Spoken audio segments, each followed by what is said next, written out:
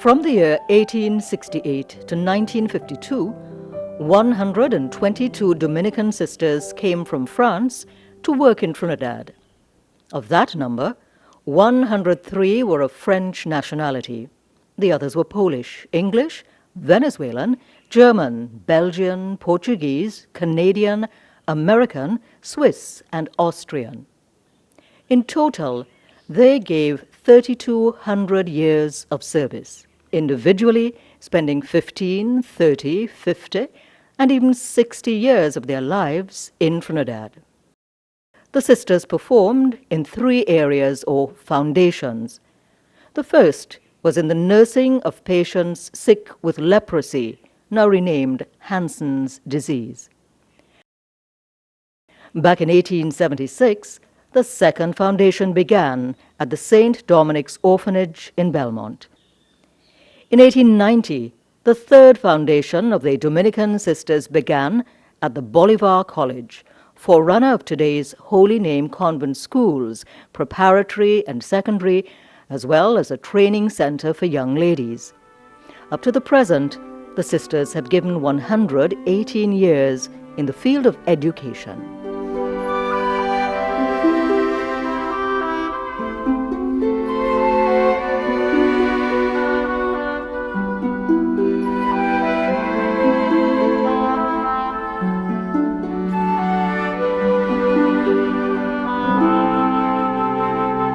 Only one of the sisters who came from France is still alive today in Trinidad. She is Sister Marie-Thérèse Retou. Sister has served in various capacities. For several years after her arrival, she took care of children at the St. Dominic's Children's Home. In the 70s, she worked as a journalist for the Catholic News. She has also written a number of books and publications. Currently, she is the archivist for the Dominican Sisters and other charitable works. Sister's story can perhaps typify the stories of all the other sisters who were called to serve in Trinidad. I was 17 years old when the Second World War broke out. And I live in the part of France that was occupied by the Germans. And for 4 years, the population lived in terror and hunger. After these 4 years of occupation, I became ill. I had some bone decalcification. So for the next 3 years, I was living in the dark. I didn't know what to do with my life. I even had lost faith in God because we suffered so much. However, God in His goodness gave me back this precious gift of faith. And I'll be eternally grateful to Him for that. So one day I was in church attending Mass, and I went to Holy Communion to receive Jesus. And when I came back, I heard an inner voice in me telling me, I want you for myself. I was startled. I didn't know what it meant. I was thinking of getting married. I said, does Jesus mean I would have to become a nun? Ah, no, I don't want to become a nun, no. But what? What to do? But Jesus had His plan, and He made me meet some Dominican sisters in Burgundy. And one of them in particular, she had such godly appearance that I said to myself, I wouldn't mind to be like her. So I applied for admission in her congregation, and I was accepted. So on the 2nd of February 1948, I entered the convent. During my novitiate, that is a religious formation, we were receiving letters from Trinidad. One of them was from the superior of the orphanage. We had several, the congregation has several convents in Trinidad. And this mother was saying, young sisters, offer yourself to come to Trinidad because the sisters here are aged, some of them are sick, We need new blood. Come on, offer yourself. I said to myself, well, I wouldn't mind to go and love those children. But when I look at the map and I saw where Trinidad is, I said, no, not for me, not so far. I don't want to leave my country. A tropical climate, English speaking, I said, no, no, that's not for me. So I told the Lord, please choose another sister, not me.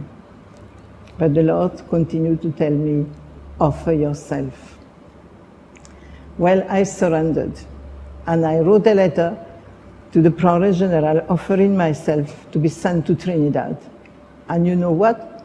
She accepted me. And she sent me not to Trinidad, she sent me to England to study, to Canada to work.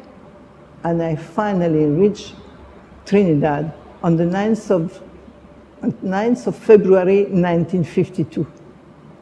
I left Canada, it was minus 20 degrees, you know, and I reached Trinidad, it was 30 degrees or plus. I said, well, I nearly died of cold in Canada, but here I'm going to die of heat. I knew nobody in Trinidad at all. As I was so tired, the Procureur said, we will send her to Toko. We had a little house in Toko. She needs a rest. So they drove me there to Toko with some sisters. When I saw the place, the sea, the trees, the palm trees, I said, this is really beautiful. And then there was a lady opposite our house. She was living in a very small wooden house, and she was sitting on a bench and looking at the sunset. I said, but you happy here? She said, yes. I said, but how do you make a living? Oh, she said, it's not difficult. My son is a fisherman, and he brings a fish now and then, and I have provisions in my garden. Your garden? Where is your garden? Here, she said.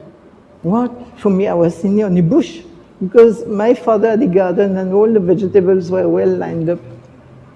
Anyway, I was charmed by the environment and the simplicity of life.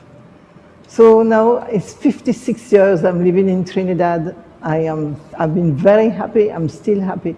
And I thank Jesus to have brought me to this beautiful country and beloved people.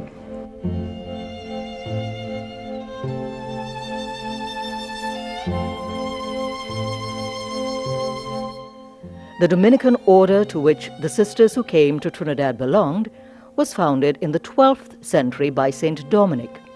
The order is divided into 3 branches. The first is that of the friars preachers. The second is made up of the nuns, who are devoted to the contemplative life of prayer.